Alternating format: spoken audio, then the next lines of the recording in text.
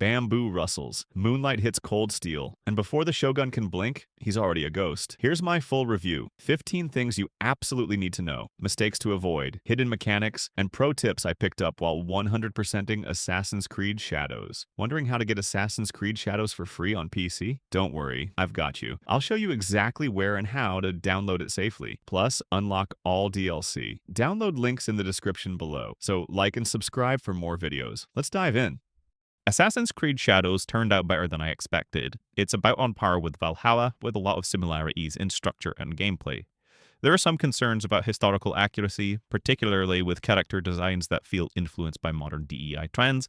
It also has a common issue in modern games where everyone is a bit too nice, characters rarely argue or have real disagreements, which can be annoying, but thankfully it's not too noticeable for most of the game. Stealth in Shadows is solid, better than Star Wars Outlaws. You feel well hidden, but enemies will notice you if you get too close or make too much noise, adding a good balance of challenge.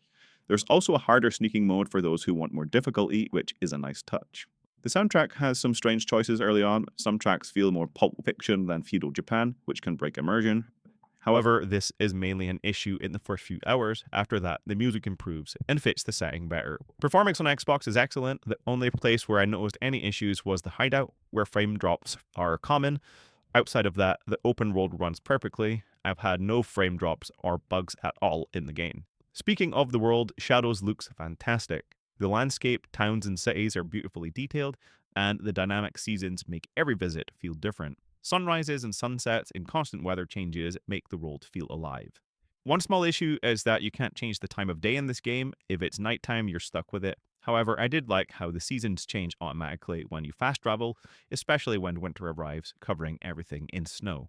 The open world is massive like most Ubisoft games, but it suffers from the usual problems: too much space with not enough to find. If you take away supplies from your hideout and your armor upgrades, most locations are pretty empty. Supplies are also easier to get by doing contracts, for example, so exploration doesn't feel as rewarding as it should. However, one thing that the game does have plenty of is assassinations. There are around 100 targets spread across the main and side missions, which keep things engaging.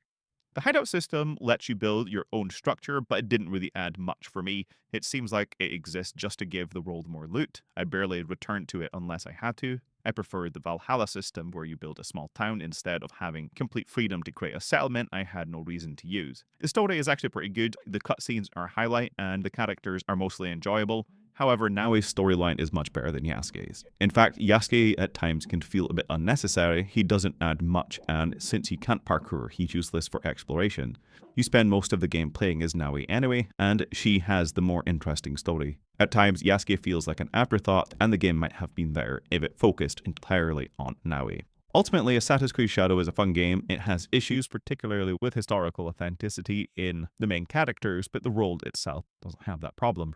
Open world emptiness and Yasuke's weak role are also issues, but it's still an Assassin's Creed experience set in feudal Japan, and that alone makes it enjoyable.